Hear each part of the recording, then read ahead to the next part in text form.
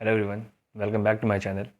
Hope करता हूँ कि आप सब अच्छे से होंगे। तो आज हम डिस्कस करने वाले हैं कि UP triple S C junior assistant की एक्सपेक्टेड फाइनल कट ऑफ क्या आ सकती है और टाइपिंग में आप कौन सी गलती नहीं करनी है जिससे आप बाहर ना हो। तो आइए हम लोग सारी एक एक करके सारी पॉइंट्स पे बात करेंगे कि टाइपिंग में आपको क्या चीज़ का ध्यान रखना है और टाइपिंग है। तो देखिए, junior assistant UP triple S C जो एग्ज़ाम 29 जून को हुआ था और उसकी जो आंसर की आउट हुई थी वो 30 जून को हो गई थी।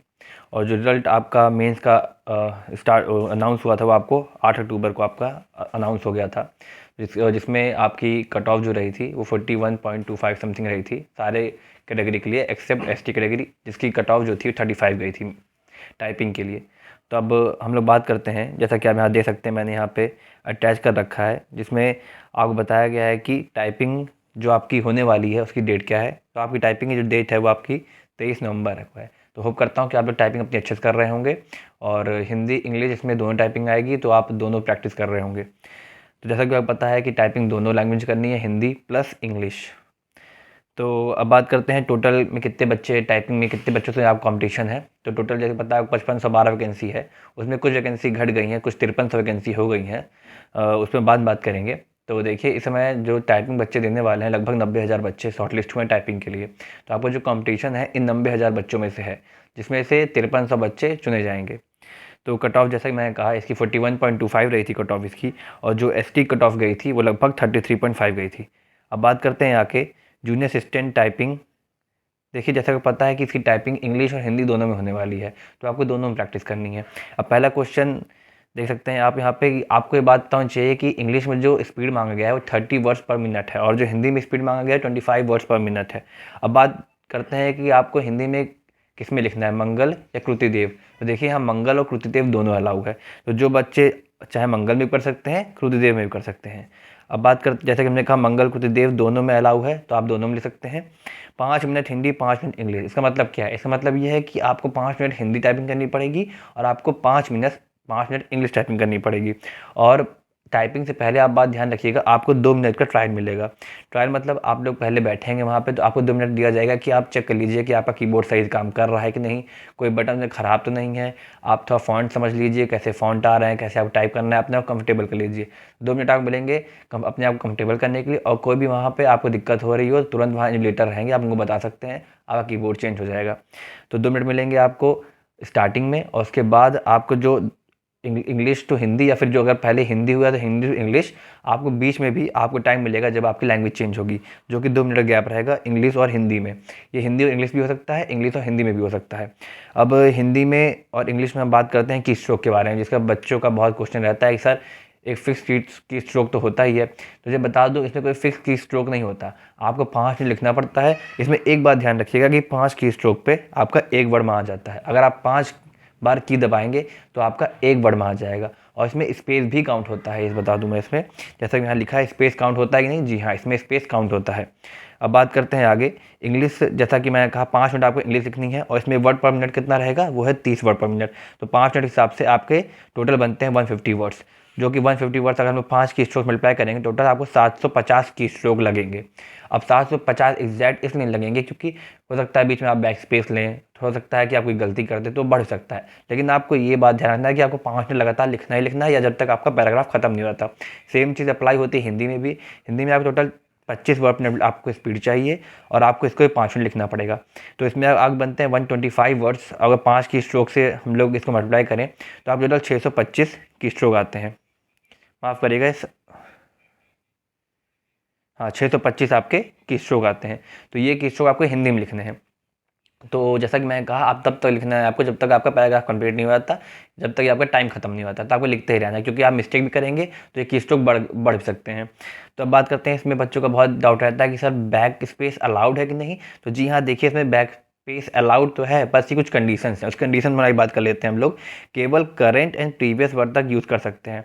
मतलब मान लीजिए आपने कोई गलती कर दी, मान लीजिए आपने जैसे ये हेलो सर लिखा है और आपका कर्सर इस समय सर पे है एकदम, तो आप यहाँ से आप इस सर को काट सकते हैं, बैक स्पेस कर सकते हैं, और उसके पिछले वाला जो वर्ड है जो कि हेलो लिखा है, आप इसको भी इरेज कर सकते हैं।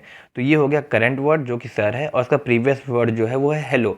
अब बात करते हैं, मान लीजिए आपने सर के बाद स्पेस दे दिया, जैसे यहाँ मान लीजिए आपने ये देखिए स्पेस दे दिया सर के बाद, तो अब हम लोग कहाँ तक बैक स्पेस कर पाएंगे? तो स्पेस जैसा कि मैंने कहा एक स्ट्रोक में गिना जाता है, तो आप स्पेस काट सकते हैं और सर काट सकते हैं, आप हेलो में चेंजेस नहीं कर सकते। तो ये बात जो ध्यान रखिएगा, आप अगर तेज के चक्कर में अगर आप आगे बढ़ जाते हैं, आप सोचें कि आप 3-4 वर्ड पीछे जाके आप वर्ड को सही कर दें, तो ऐसा पॉसिबल नहीं होगा। आप सिर्फ 2 बैक स्पेस आपको अलाउ होता है, मतलब करंट वर्ड पे और सिर्फ प्रीवियस वर्ड पे।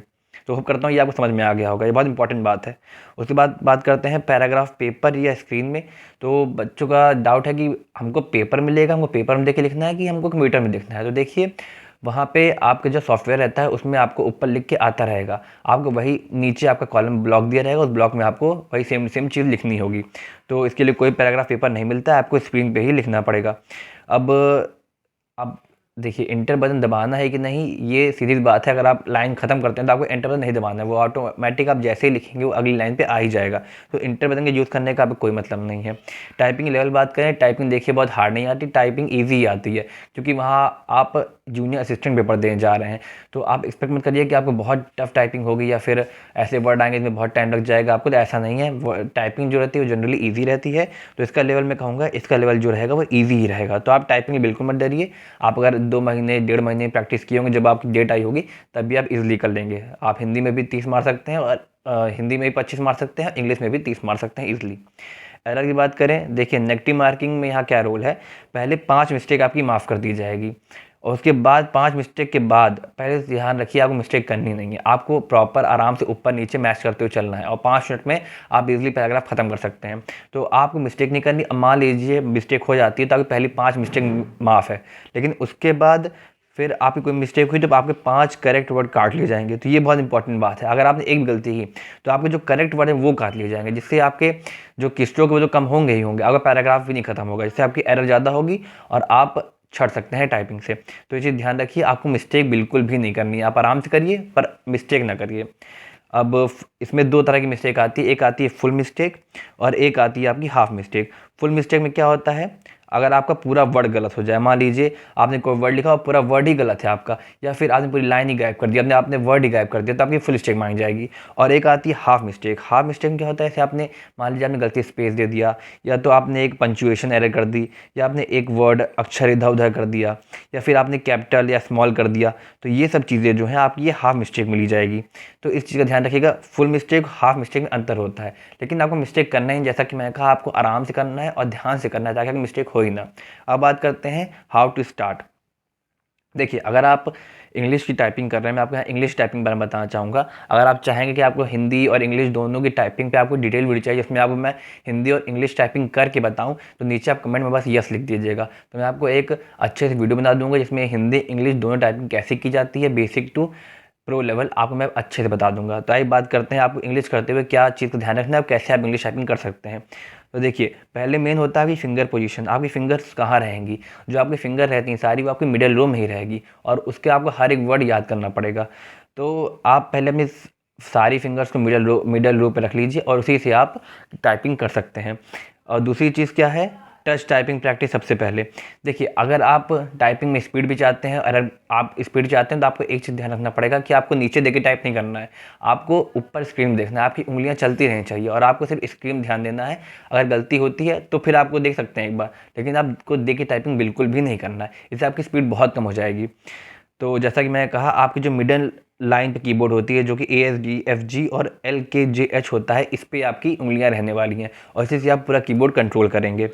और जैसे कि ये देखिए आप टॉप लाइन देख सकते हैं कौन से वर्ड हैं, आप बॉटम लाइन देख सकते हैं कौन से वर्ड हैं। और हर दिन आपको देखिए अगर आप इसमें कमज़ोर हैं टाइपिंग के, तो आप एकदम युद्ध स्तर पर टाइपिंग करिए, क्योंकि अब काफ़ी कम दिन रह गए हैं टाइपिंग के लिए। तो आप एकदम युद्ध स्तर पर टाइपिंग कीजिए और दिन के मैं कहता हूँ आप 3 घंटा 4 घंटा 5 घंटा दीजिए टाइपिंग, कोई दिक्कत नहीं। लेकिन जो एक बच्चा टाइपिंग थोड़ा ठीक है, उसे टाइपिंग अच्छी खासी है, तो वो अगर वो डेली के आधा से 1 घंटा भी देता है प्रैक्टिस को तो वो काफ़ी है मेरे लिए।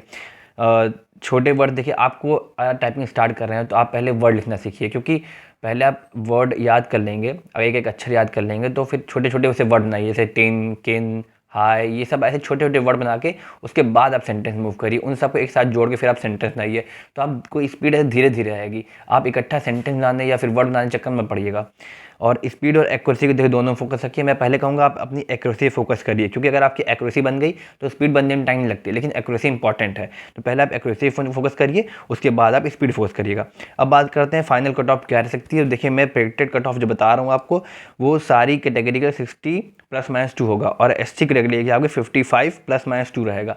तो ये बात को ध्यान रखिएगा कि फाइनल कट ऑफ से आपका दिमाग बिल्कुल नहीं जाना चाहिए। अगर आपके 55 नंबर, 50 नंबर, आप 53 नंबर, 52 नंबर भी हैं, तो आप टाइपिंग पे लगिए और उसको अच्छे से दीजिए, क्योंकि फ्यूचर कोई नहीं देखा। देखिए अगर आप टाइपिंग करेंगे तो उसमें आपका ही फ़ायदा है, इसलिए आप टाइपिंग जरूर करिए, क्योंकि बहुत सारी वैकेंसी होती है टाइपिंग मांगता है। मान लीजिए अगर एक में नहीं हुआ तो दूसरे में होगा, दूसरे में हो तीसरे में होगा, इसलिए आप हार मत मानिए और टाइपिंग युद्धस्तर से कीजिए। तो यही था मेरा वीडियो। अगर आपको वीडियो अच्छा लगा तो इसको लाइक करिएगा और दोस्तों में शेयर करिएगा। Thank you.